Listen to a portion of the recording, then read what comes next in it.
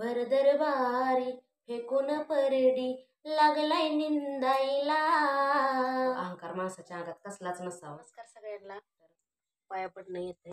तर आता मी देवळात आहे आणि आज काही कार्यक्रमाचा किंवा आनंदाची आरती याच्याविषयी काही व्हिडिओ नाही.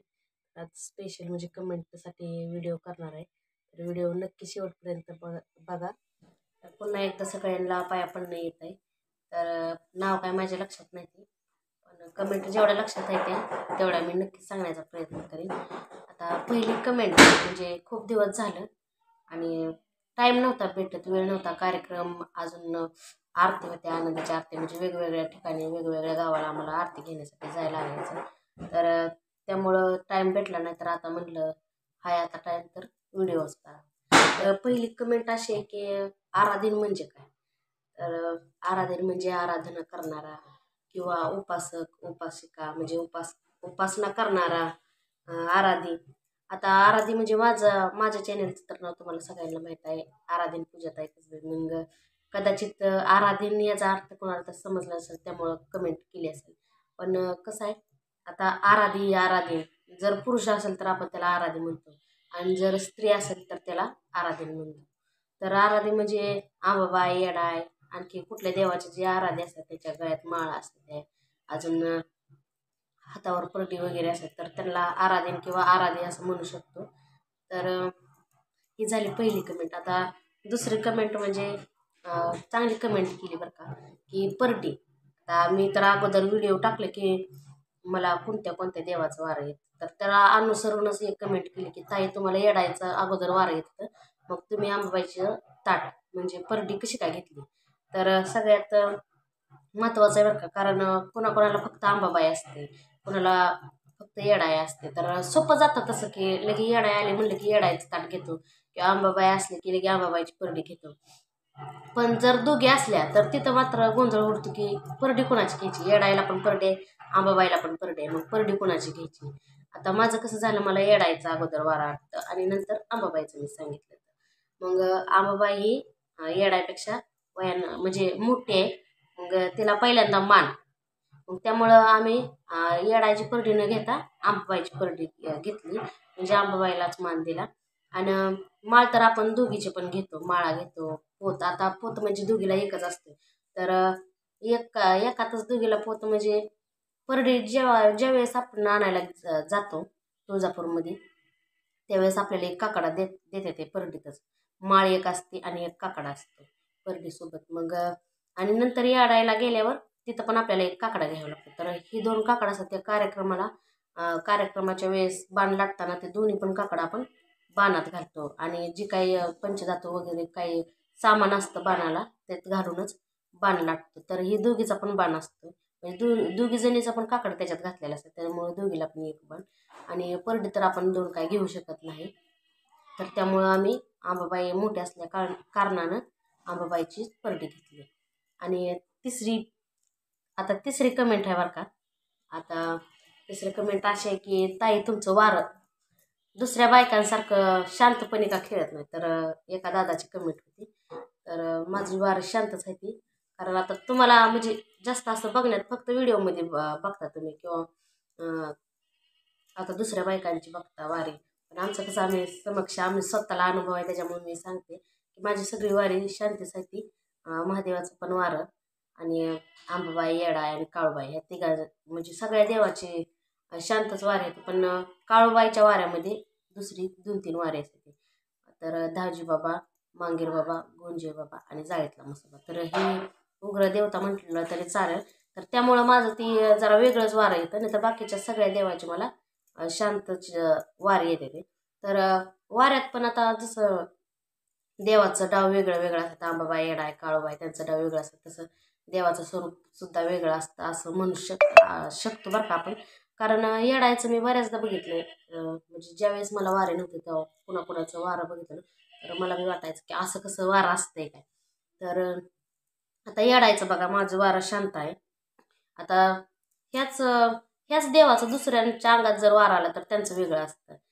तर कुणाचं खाली बसून खेळते ते, कुणाचं जर आरडत वरडत येतं, कुणाचं केस धरून येतं. तर म्हणजे येडाईच आहे, पण वाऱ्याची पद्धत वेगळी असते. कुणाचं रागामध्ये म्हणजे जरा रागीट अवतार असल्यासारखं येतं, कुणाला शांत अवताराचं येतं.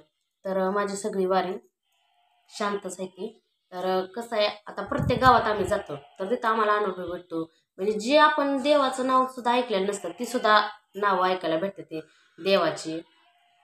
आणि सगळी वारी म्हणजे बघायला भेटते ती कुणाचं कसं येतं, कुणाचं कसं कसं येतं. पण ती सगळी वारी आम्ही टाकू शकत नाही त्याच्यावर, कारण आमच्यात कसं आहे, जी आमची आराध्याची टीम आहे तर त्यात 5-7 माणसं असतात ते. तर कोण हलगी वाजवतं, कोण झांज वाजवतं, कोण कोरस करतं, कोणाच्या हातात माईक असतो, कोण म्हणजे गाणं म्हणतं. तर त्याच्यामुळं कसं होतं, आम्ही जर मोबाईल धरून थांबलो तर बाकीचं आम्हाला म्हणजे म्हणता येणार नाही किंवा वाजवता येणार नाही. तर त्याच्यामुळं आम्ही काय पूर्ण व्हिडिओ काढू शकत नाही. आणि त्यामुळे तुम्हाला माहीत असेल की फक्त बसलेलीच वारी किंवा आम्ही जी वारी दाखवतो ती शांतच खेळते. पण त्याच्यात सुद्धा फरक असायचा. कुणाचं लय वरडून येतं, कुणाचं म्हणजे त्रास पण होतो वाऱ्यात कुणाकुणाला. तर अशा पद्धतीची आम्ही वेगवेगळी वारी बघितलेली आहे ती.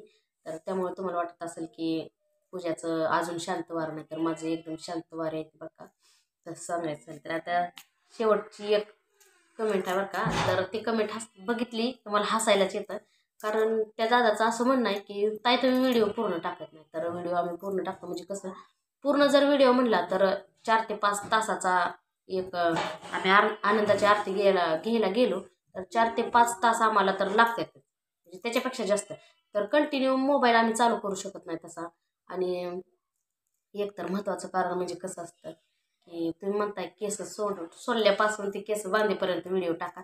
तर तसं का करता येत नाही, कारण आमच्याकडे खेड्यातल्या बायका माहीत आहेत तुम्हाला. आता आम्ही काय मोठ्या शहरात वगैरे नाही, आम्ही पण छोट्या शहरात आहे.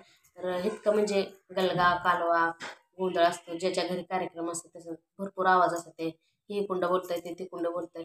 तर त्याचं कसं होतं, कुणाला असं माहीत नसतं कोण कोण म्हणजे असा घरातलं वातावरण नसतं. मग ते कमेंट करतात ते की असं असं बोलणं गोंधळ ते म्हणजे वाईट बी कमेंट करू शकतात. तर आम्ही जेवढं आम्हाला दाखवायचं तेवढंच दाखवतो.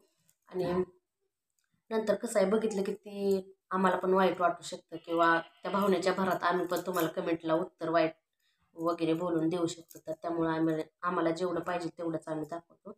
आणि बस एवढंच म्हणजे दाखवण्याचा आम्ही थोडा थोडा प्रयत्न करतो. पूर्ण काय आम्ही दाखवू शकणार नाही. तर एक जणाची कमेंट होती की ताई तुमचं शिक्षण किती झालंय? तर शिक्षणाचा ना अंगात वारा येतोय त्याचा काही संबंध नाही. 14वी झाली माझी. तर आपण बघतो काय काय ठिकाणी जी नोकरीला असतात किंवा उच्च शिक्षित असतात, ज्यांचे शिक्षण पण भरपूर झाले असते, तरीसुद्धा म्हणजे असं म्हणजे लय म्हाताऱ्या बाया असल्यावर वारा येतं असं पण नाही. तरुण असतात तरीसुद्धा वारा येतो. तर त्याचा काही संबंध नाही. आता नोकरदाराला सुद्धा देव येऊ शकतात. देवाच्या मनाचा कोण मालक नाही. त्याला कोणाकडे जावं वाटेल तर त्याच्याकडे जाते. राजाला सुद्धा जोगवा मागायला लावला आहे ना. भर दरबारी फेकून परडी लागलाय निंदाईला. भर दरबारी फेकून परडी लागलाय निंदाईला. आंबा बाईन राजाला लावला जोगवा मागायला. आंबा बाईन राजाला लावला जोगवा मागायला. तर ती राजा अहंकारी म्हणजे त्याला काही जोगवा मागायचं होतं, परडी घ्यायची नव्हती. ती म्हणत आता सोन्याची परडी करतो. तरी आईनं ती अट मान्य केली नाही. त्याला साधारणच परडी घ्यायला लावली. तसं त्या राजाला जोगवा अंबाबाईनं मागायला लावला म्हटल्यावर आपण तर साधारण माणूस आहे. त्यामुळं अहंकार माणसाच्या अंगात कसलाच नसावा. तर चला, एवढ्या झालं कमेंटचं उत्तर. तर अशाच नवीन नवीन व्हिडिओमध्ये भेटूया. धन्यवाद.